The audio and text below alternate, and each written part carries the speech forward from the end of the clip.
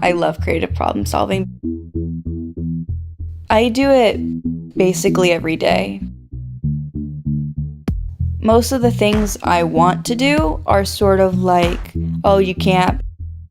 I have to find my own creative way around it.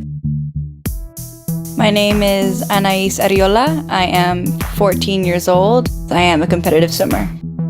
Me and my friend Stephanie at Autodesk helped me create a lift so that it would raise me up, because one of the biggest problems I have is that I am too short for anything. It was really fun because I was able to actually get my hands on something to build and to actually create. There were a lot of sketching, and then we sort of got a 3D model of it on Tinkercad. The lift has a flat bottom and then it's like a domed shape.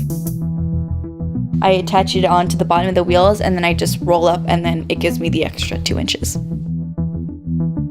When I was 7, I was in a car accident. Like, I went to the hospital and they told me, oh, you have spinal cord injury. And then my mom thought swimming would be a great idea for therapy because it like gets me moving.